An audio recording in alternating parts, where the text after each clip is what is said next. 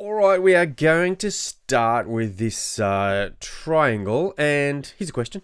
Is it a right-angled triangle? I know it looks like it is. I know it looks like it's got a 90-degree angle, but it's not actually a 90-degree angle unless it's shown to be using the little square symbol. So now we know it's a right-angled triangle. So we are going to have a look at some rules for finding the length of the longest side in a right-angled triangle.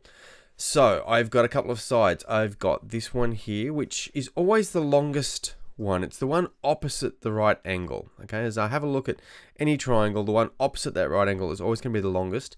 And then I've got these two other sides as well.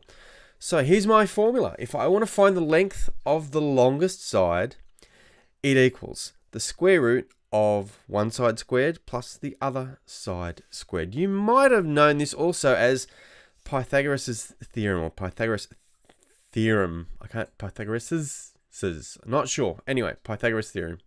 But if you've learnt this before, you might have learned it like this. A squared plus B squared equals C squared, which is kind of cool, but I don't like it. We're not going to use it that way. I'd prefer you to learn it. If you're happy with that, go for it.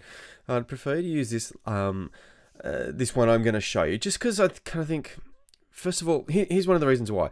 If you start getting questions that have sides that are labeled X, Y, and Z, then the A, B's, and the C's get confused, right? You got to think, oh, which is the C? Plus, it kind of makes sense to use words. If I want to know the length of the long side, I just square root one side squared plus the other side squared, and you get the same result. Let's have a look at an example. What's the length of this side here? It's the longest side because it's opposite the right angle. I've got my formula that says the long side equals the square root of one side squared, in this case it's 3 squared, plus the other side squared. That's it. It's that simple. That I can punch into my calculator. I'm going to go through step by step, and you could put that in all in one hit. Okay, 3 squared is 9, 4 squared is 16. When I add them together, I get 25, and the square root of 25 is 5. Like I said, you could have put that straight in your calculator from that second line if you wanted to. Don't forget though, I've got to put the units. So it's 5 centimeters is the length of the longest side, using my sort of modified Pythagoras theorem. I can never get that right. Let's look at another example. This has got some decimals in it, but it doesn't matter. The rule still works exactly the same.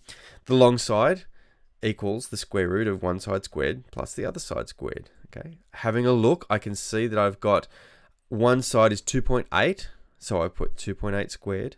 The other side is 6.2, so that's where my formula has the numbers 2.8 squared and 6.2 squared. Once again, you put that straight into your calculator, and you're going to get an answer of 6.8 millimeters for the longest side. Good job, guys. Well done.